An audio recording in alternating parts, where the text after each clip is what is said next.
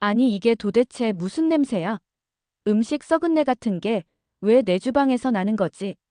프랑스의 한 유명한 레스토랑의 수석 셰프가 그녀의 주방에서 이상한 냄새를 맡고 표정이 안 좋아지기 시작했습니다. 레스토랑 라 메종의 주방에서 날카로운 목소리가 울려 퍼졌습니다. 주방으로 다가가자 냄새는 더욱 진동을 하기 시작했고 거기엔 한 남성이 무언가 손에 들고 서 있었습니다. 냄새는 그가 들고 있는 손 위에서 나고 있었죠.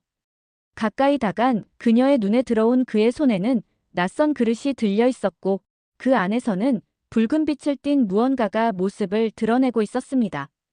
그 모습을 본 수석 셰프의 얼굴이 창백하게 변했습니다.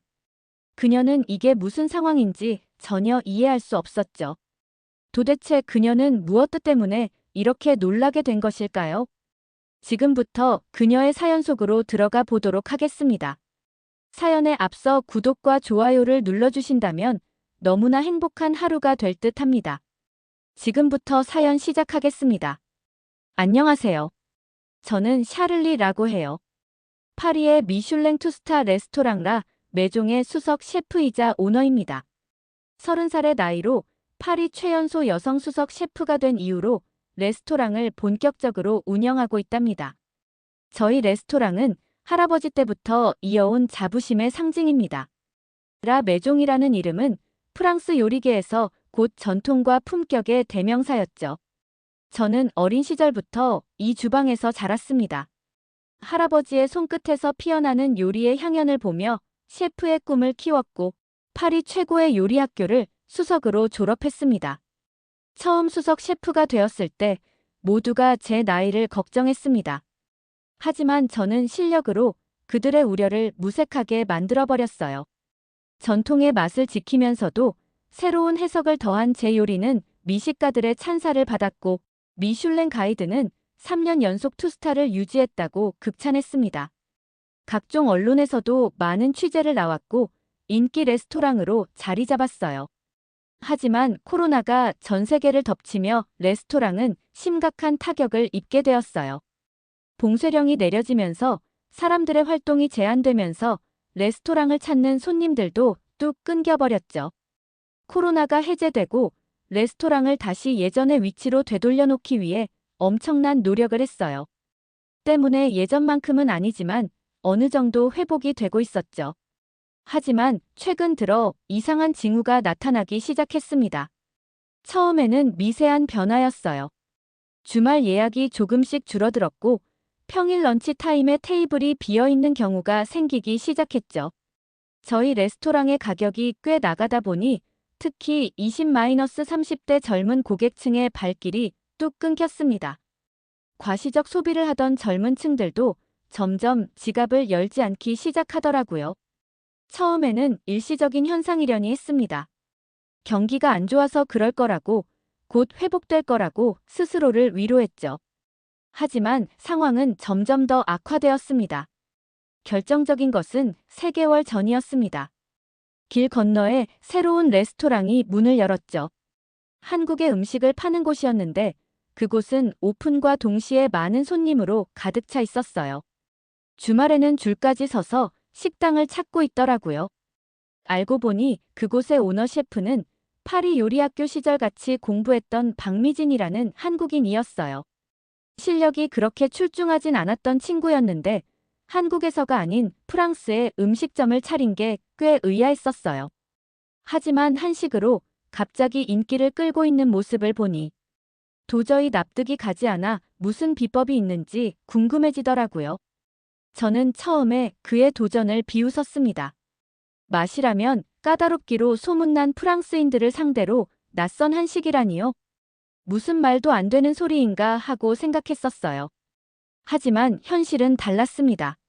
소셜미디어에는 그녀의 한식당 사진들이 넘쳐났고 미식 전문가들은 앞다투어 그곳을 찾는 게 아니겠어요? 어느 날 저녁 가게를 일찍 마감하고 집으로 나섰다가 노트북을 놔두고 와서 다시 레스토랑에 가지러 가게 되었어요. 가게에 거의 도착했을 때 길 건너엔 한식을 먹기 위해 늘어선 긴 줄이 아직까지 늘어서 있었어요. 경기가 안 좋아서 저희 레스토랑이 장사가 잘 안 된다고 위안을 삼으려 했지만 길 건너 한식당을 보니 남 탓을 할 상황이 아닌 것 같았어요. 뭔가 대책이 필요했지만 방법이 떠오르지 않았어요. 이런저런 생각을 하며 가게로 들어갔는데 가게 안에서 뭔가 이상한 냄새가 나는 걸 느꼈어요. 저는 냄새의 출처를 찾기 시작했어요. 주방 쪽으로 다가가자 냄새가 더욱 심하게 나고 있었죠. 뭔가 썩은 내 같으면서도 불쾌한 냄새가 진동을 했어요. 분명히 청소는 제대로 했을 텐데 이상한 냄새가 나는 게 도저히 이해가 되지 않았어요. 급하게 주방 안으로 들어가 보았어요. 그곳에서 제가 목격한 것은 충격 그 자체였습니다. 제가 아끼던 제자 중 한 명인 한 젊은 셰프가 한밤중에 저 몰래 김치를 가져와서 썰고 있었어요. 비주얼과 색도 이상한 장이라는 것들도 있었어요. 제자는 저를 보자마다 당황해하며 아무 말 못하고 있었고 저는 이게 뭐 하는 짓이냐며 소리쳤어요.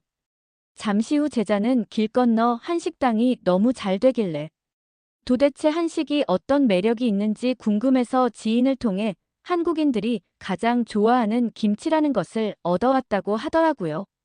그 말을 들은 저는 머리를 한 대 맞은 것만 같았어요. 한식당이 잘 되고 있는 건 인지했지만 자존심 때문에 그 맛의 비밀을 알아보려는 노력은 전혀 하고 있지 않았기 때문이에요. 경쟁 상대의 노하우를 배우고 참고하는 건 기본 중의 기본인데 한식을 제대로 인정하고 싶지 않았고 프랑스 요리에 대한 자부심 때문에 제대로 된 생각을 하지 못하고 있었어요. 일단 저는 집으로 돌아왔고 많은 생각을 하느라 제대로 잠을 못 들 정도였어요. 그날 이후로 저는 한식당을 더욱 자세히 관찰하기 시작했습니다. 어떻게 한 레스토랑이 문을 연지 3개월 만에 이토록 큰 성공을 거둘 수 있는지 도저히 이해할 수 없었거든요. 틈틈이 창가에 서서 그들의 손님들을 지켜보았습니다. 20대부터 60대까지 놀랍게도 모든 연령층이 한식당을 찾고 있었어요. 특히 눈에 띄는 건 젊은 층이었어요. 그들은 음식을 먹기 전에 사진을 찍었고 즐거운 표정으로 대화를 나누었습니다. 우리 레스토랑에서는 좀처럼 볼 수 없는 광경이었죠. 어느 날은 참다 못해 예약을 했습니다. 아직까진 알량한 자존심의 요리학교 동기였던 한식당의 주인인 미진이에게 직접 물어보진 못하겠고 조용히 음식만 먹고 나올 심산이었어요. 2주 뒤에야 겨우 자리를 잡을 수 있었고 마침내 한식당에 들어섰을 때 저는 제 눈을 의심할 수밖에 없었습니다. 이게 한식 요리인가요? 잠시 후 음식이 나오기 시작했어요. 테이블에 놓인 음식들은 식탁을 가득 채울 정도로 다양한 음식들이 자리를 잡았고 가운데엔 메인 요리가 놓여졌어요. 메뉴에 있는 요리를 몇 개 시켰을 뿐인데 시키지도 않는 음식들이 나오는 모습이 너무 생소하고 신기했어요.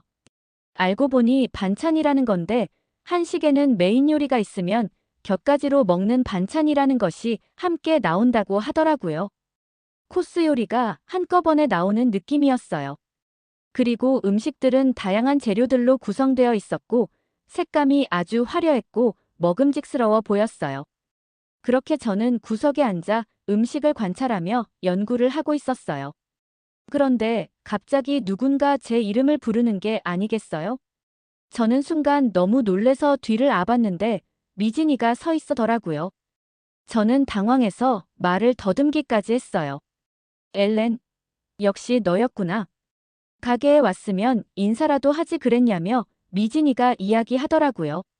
저는 순간 말문이 막혔습니다. 창피하기도 하고 염탐하러 온 제 자신이 부끄러워서 얼굴이 새빨개질 정도였죠. 하지만 이왕 이렇게 된 거 정신을 차리고 자존심을 내려놓고 물어봤어요. 어떻게 이런 맛을 만들어냈어? 제가 이런 말을 하게 될 줄은 상상도 못했는데 자존심이 중요한 게 아니었어요. 정말로 알고 싶었어요.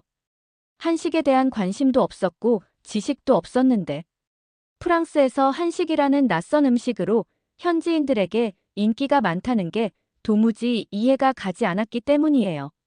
미진이는 웃으며 자리에 앉았습니다. 그리고 그녀가 들려준 이야기는 제 생각을 완전히 뒤흔들어 놓아버렸어요. 나는 프랑스 요리 학교에 오기 전에는 한국에서 한식 명인님에게 한식을 전문적으로 배웠었어.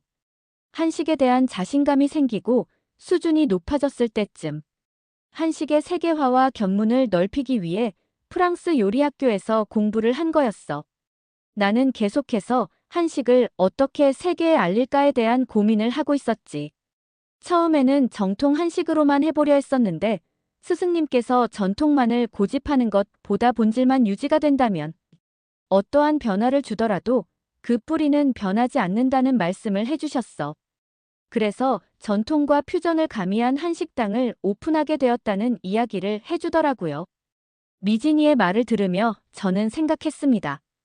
우리가 지켜온 전통이란 게 과연 무엇일까? 변화를 거부하는 것이 정말 전통을 지키는 길일까? 세상이 급변하고 다문화 국가로 변하고 있는 요즘. 옛날 방식만 고집하는 건 낡은 생각이 아닐까 하는 생각이 들었어요. 다음 날, 저는 충동적인 결정을 내렸습니다. 2주간의 휴가를 내고 한국에 다녀올 생각이었어요. 지금 저희 레스토랑을 살리기 위해선 새로운 변화가 필요했어요. 그 답을 한식에서 찾아보고자 한 거였어요. 부모님은 물론이고 주방 스태프들도 말렸습니다. 하지만 제 마음은 이미 정해져 있었어요. 프랑스 요리의 진정한 발전을 위해서예요. 비행기에 오르면서 저는 스스로에게 그렇게 말했습니다. 하지만 사실 저도 확신이 없었어요. 이게 정말 옳은 결정일까? 전통의 가치를 배신하는 건 아닐까? 서울에 도착한 첫날, 저는 완벽한 문화 충격을 경험했습니다. 거리의 음식점들은 제가 알던 것과는 전혀 달랐어요. 한 건물에 수십 개의 식당이 있었고 각각의 가게에서는 서로 다른 양념과 재료의 향이 뒤섞여 났습니다. 특히나 명동에서 경험한 길거리 음식들은 저를 놀래키기에 충분했죠. 생소하면서도 낯선 다양한 음식들을 팔고 있었어요. 똑같은 음식들이 없었어요. 비슷해 보이지만 아주 다양하게 변화를 만들어내고 있었어요. 저는 한국인들의 음식에 대한 창의력에 놀랄 수밖에 없었어요. 처음 며칠은 완전히 길을 잃은 것 같았습니다. 어디서부터 시작해야 할지, 무엇을 봐야 할지 감도 잡히지 않았어요. 게다가 언어의 장벽도 있었죠. 그러다 우연히 한 골목 식당을 발견했습니다. 간판도 허름했고 영어 메뉴판도 없었죠. 하지만 문 앞에서 맡은 향이 저를 이끌었어요. 마치 무언가에 홀린 것처럼 안으로 들어갔습니다. 이게 바로 진짜 한식이구나. 테이블에 놓인 작은 접시들을 보며 깨달았습니다. 반찬이라고 부른다는 그 음식들은 각각이 하나의 독립된 요리였어요. 간장, 된장, 고추장 등 발효를 거친 다양한 소스들이 있었고 그것들이 만들어내는 조화는 경이로웠습니다. 특히 충격적이었던 건 은행이었어요. 프랑스에서는 독성 있는 위험한 열매로만 알려진 은행나무 열매가 이곳에서는 맛있는 음식으로 변신해 있었거든요. 은행이 떨어지면 냄새가 매우 역해서 항상 피해 다녔던 기억이 있어요. 한국 사람들은 어떻게 이걸 먹을 생각을 했을까요? 궁금증이 커져갔습니다. 또 반찬으로 나온 한 가지 음식을 보며 매우 놀랐어요. 나뭇잎같이 생겼는데 양념에 버무려져 있더라고요. 도대체 이런 걸 어떻게 먹는 거지 하며 의아해했죠. 옆 테이블을 보니 밥에 나뭇잎을 싸서 먹고 있더라고요. 알고 보니 깻잎을 양념에 묻힌 음식이었는데 한국인들에게 반찬으로 많은 사랑을 받고 있다고 하더라고요. 한국인들은 다양한 잎사귀를 쌈으로 먹고 콩을 발효시켜 된장을 만들고 고추와 마늘을 절묘하게 조화시키는 방식까지. 모든 것이 저에겐 신선한 충격이었어요. 그렇게 2주가 흘렀습니다. 저는 시장을 돌아다니며 식재료를 살펴보고 길거리 음식을 맛보고 미슐랭 스타 레스토랑부터 시장 구석의 작은 밥집까지 다양한 곳들을 찾아다녔어요. 그리고 마침내 깨달았습니다.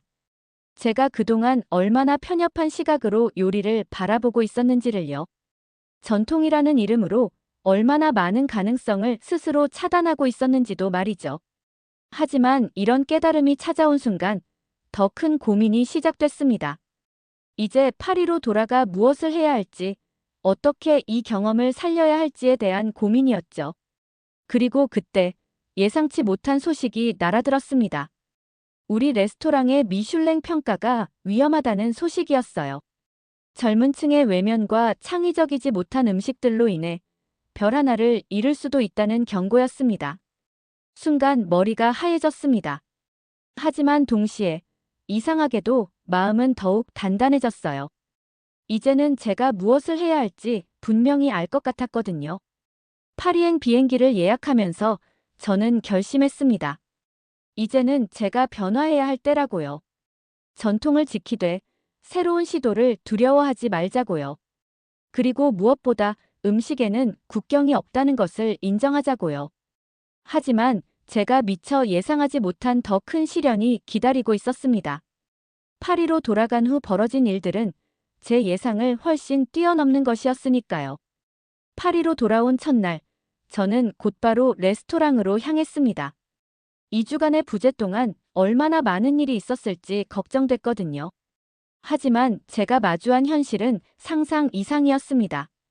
엘렌, 당신이 없는 동안 예약이 절반으로 줄었어요.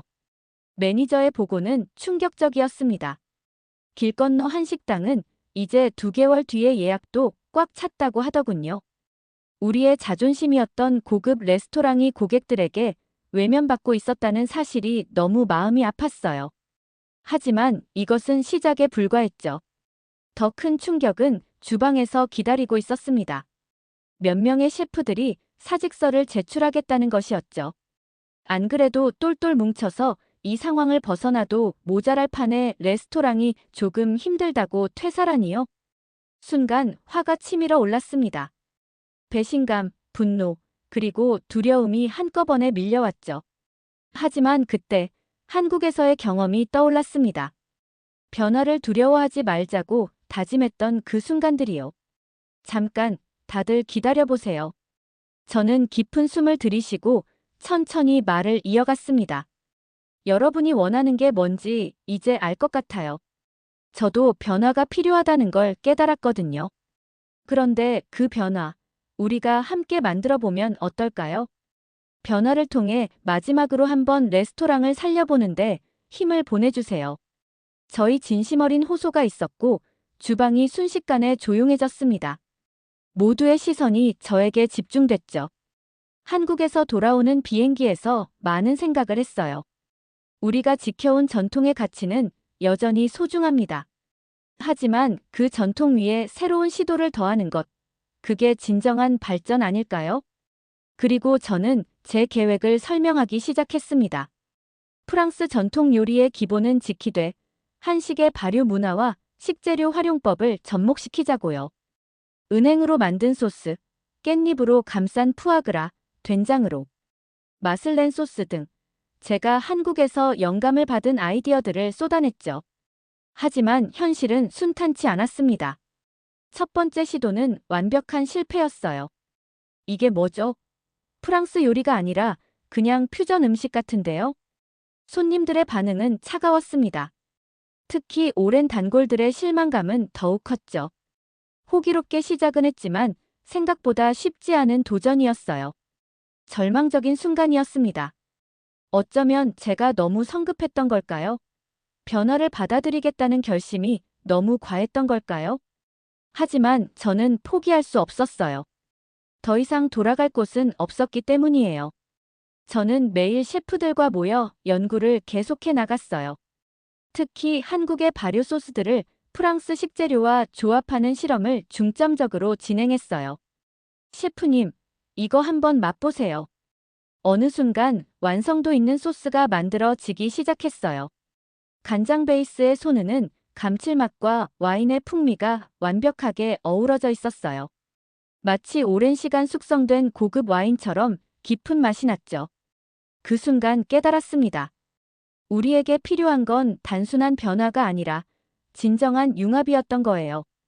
프랑스 요리의 정수는 지키면서 거기에 한식의 혁신적인 맛을 더하는 것. 그게 바로 진정한 진화였던 겁니다. 다음 날부터 우리는 완전히 새로운 시도를 시작했습니다. 프랑스 전통 레시피를 기본으로 하되 거기에 한식의 요소를 자연스럽게 녹여내기 시작했죠. 은행으로 만든 소스는 푸아그라의 풍미를 한층 더 살렸고 김치를 발효시켜 만든 버터는 빵의 완벽한 조화를 이뤘습니다. 된장으로 맛을 낸 소스는 스테이크의 감칠맛을 끌어올렸죠. 하지만 진짜 시험대는 미슐랭 평가단의 방문이었습니다. 그들이 언제 올지는 알 수 없었지만 우리는 매일 최선을 다했습니다. 그리고 마침내 그날이 왔습니다. 평가단은 익명으로 방문했지만 우리는 그들을 알아볼 수 있었죠. 그들의 표정에서는 어떤 감정도 읽을 수 없었습니다. 일주일 후 결과가 나왔습니다. 순간 저의 심장은 멎는 것 같았어요. 프랑스 요리의 새로운 지평을 연 혁신적인 시도를 한 레스토랑이라는 제목의 기사가 났어요.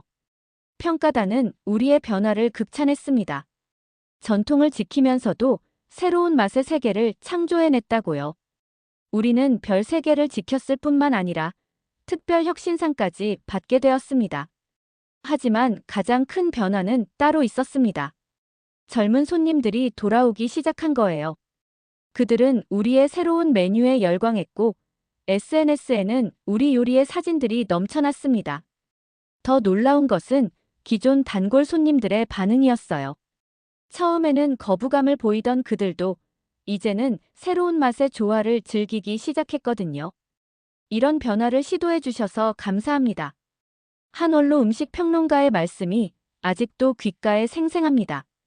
전통이란 게 단순히 과거를 보존하는 게 아니라 현재와 조화를 이루며 발전하는 것이라고 하셨죠. 그리고 얼마 전 저는 충격적인 제안을 받았습니다. 한국의 미슐랭 가이드에서 심사위원으로 초청받은 거예요. 프랑스 요리와 한식의 조화를 이뤄낸 셰프로서 양국의 음식 문화를 이해하는 전문가로 인정받은 겁니다. 지금 생각해보면 그날 밤 주방에서 김치 냄새를 맡았던 순간이 전환점이었던 것 같아요. 그때의 분노와 거부감이 없었다면 저는 아마 이런 변화를 시도하지 못했을 테니까요. 때로는 우리가 가장 두려워하는 변화가 실은 우리를 더 나은 곳으로 이끄는 계기가 되기도 하나 봅니다. 지금 우리 레스토랑은 매일 새로운 도전을 시도하고 있어요. 그리고 그 도전의 끝에는 언제나 놀라운 발견이 기다리고 있죠. 하지만 이야기는 여기서 끝이 아닙니다. 가장 극적인 순간은 바로 다음에 찾아왔으니까요. 그날은 평소와 다름없는 저녁 서비스가 한창이던 때였습니다. 테이블은 모두 차 있었고 주방은 활기찼죠. 그때 매니저가 급하게 저를 불렀습니다. 셰프님, VIP 손님이 오셨어요. 서둘러 홀로 나가보니 그곳에는 뜻밖의 손님이 앉아 계셨습니다. 프랑스 최고의 음식 평론가 피에르 멘토. 그는 한 번의 평가로 레스토랑의 운명을 바꿀 수 있는 영향력을 가진 인물이었죠. 더욱 놀라운 것은 그의 옆자리에 앉아 있는 사람이었습니다. 한식 평론가로 활동 중인 분이 함께 온 것이었어요. 프랑스 음식과 한식을 평가하는 두 사람이 함께 왔다는 게 저희에겐 아주 중대한 사건이었어요. 그 둘의 평가에 따라 저희 레스토랑의 운명이 정해질 수도 있는 상황이었어요. 그 순간 저는 이것이 단순한 방문이 아니라는 것을 직감했습니다. 그들은 분명 무언가를 계획하고 있었죠. 오늘 특별히 셰프의 추천 메뉴로 부탁드립니다. 피에르의 말에 저는 잠시 고민했습니다. 전통적인 프랑스 코스를 내놓아야 할까요? 아니면 우리의 새로운 시도를 보여드려야 할까요? 순간의 망설임 끝에 저는 결심했습니다. 우리가 걸어온 길을 있는 그대로 보여드리기로 한 거죠. 오늘 저녁은 전통과 혁신의 대화라는 주제로 준비하겠습니다. 첫 번째 코스는 완벽한 프랑스 전통 요리였습니다. 하지만 두 번째 코스부터는 조금씩 변화를 주기 시작했죠.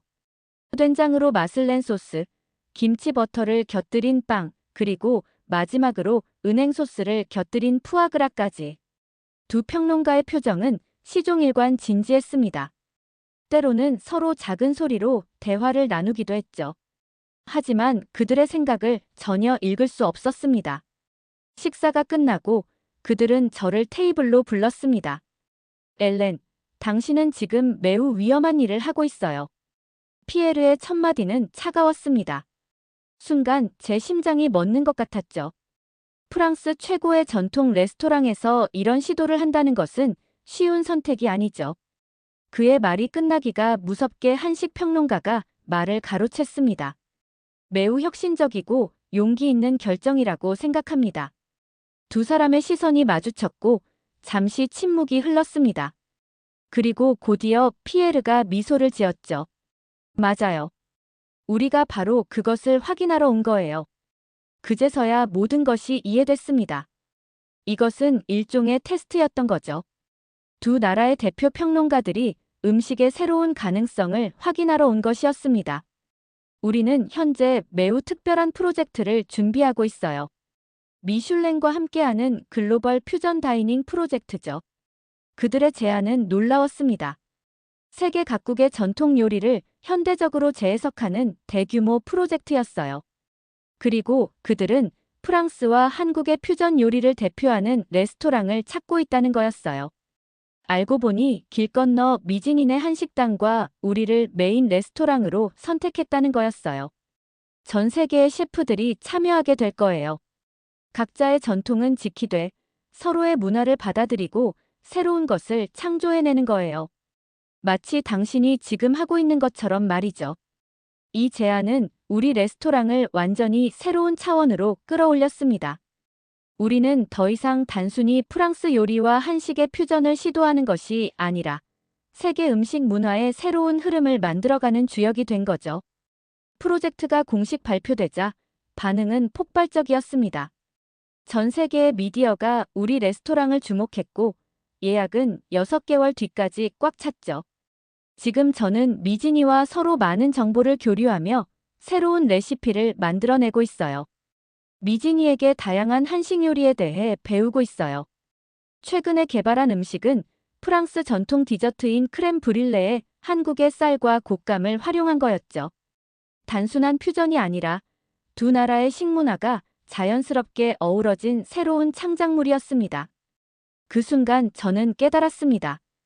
우리가 이룬 것은 단순히 맛의 조화가 아니었어요. 서로 다른 문화가 만나 새로운 가치를 창조해낸 것. 그것이 진정한 혁신이었던 거죠. 지금 우리 주방에는 프랑스, 한국을 비롯해 여러 나라의 셰프들이 함께 일하고 있습니다. 그들은 매일 새로운 시도를 하고 때로는 실패하고 다시 도전합니다. 얼마 전에는 저의 할아버지가 오셔서 격려를 해주고 가셨어요. 처음 이 레스토랑을 만든 할아버지는 저의 새로운 도전을 응원하며 이렇게까지 성장시켜줘서 고맙다고 하셨어요. 그 말씀에 저는 눈물이 날 뻔했습니다. 우리가 걸어온 길이 결코 쉽지는 않았지만 분명 옳은 선택이었다는 것을 다시 한번 확신하게 된 거죠. 이 모든 결과는 결국 한식이 없었다면 이루어지지 않았을 거예요. 한식을 만났기에 지금의 제가 있다고 생각해요. 이제 우리 레스토랑은 새로운 도전을 준비하고 있습니다. 한식뿐만 아니라 전 세계의 식재료와 조리법을 연구하고 새로운 조합을 시도하고 있죠. 때로는 실패하기도 하지만 그 실패조차도 우리에겐 소중한 경험이 됩니다. 매일 아침 주방에 들어설 때마다 저는 생각합니다. 전통이란 무엇일까? 그것은 단순히 과거를 보존하는 것이 아니라 현재와 조화를 이루며 끊임없이 발전하는 것이 아닐까요? 그리고 이제는 확신할 수 있습니다. 진정한 혁신은 전통을 부정하는 것이 아니라 전통의 가치를 이해하고 그것을 바탕으로 새로운 것을 창조해내는 것이라고요. 우리의 도전은 아직 끝나지 않았습니다. 어쩌면 이제 겨우 시작일지도 모르죠. 하지만 한 가지 분명한 것은 우리가 만들어가는 이 변화가 음식 문화의 새로운 역사가 되고 있다는 것입니다. 오늘도 우리 주방에서는 김치 발효의 향과 와인 숙성의 향이 어우러집니다. 그리고 그 속에서 새로운 맛의 세계가 탄생하고 있죠. 제 이야기는 여기서 끝이 납니다. 하지만 우리의 도전은 계속될 것입니다. 앞으로도 우리는 전통과 혁신의 경계에서 새로운 맛의 세계를 향한 여정을 이어갈 테니까요. 댓글로 자랑하고 싶은 한식이 있다면 많이 알려주세요. 새로운 아이디어를 내는데 많은 도움이 될 것 같아요. 네, 재미있게 보셨나요? 오늘의 사연은 여기까지입니다. 한류 열풍으로 한국 음식이 외국에서 아주 인기가 많습니다. 특히 건강식으로도 많이 알려져 있어 다이어트나 건강을 위해 한식을 찾는 사람들도 많이 늘었다고 합니다. 음식을 다양하게 활용하는 부분에서는 한국인들이 세계 최고가 아닐까 합니다. 길거리 음식만 봐도 신기하고 맛있는 음식들이 매우 많습니다. 우리나라 사람들이 먹는 거에는 참 진심인 듯 합니다. 그래서 외국인들이 관광을 오게 되면 많이 놀라는 부분이기도 하죠. 우리의 자랑스런 문화가 더욱 세계화 속에 자리 잡았으면 좋겠습니다. 다음 시간에는 더욱 재미있는 사연으로 찾아뵙겠습니다. 구독, 좋아요 부탁드립니다. 감사합니다. 이야기 보따리였습니다.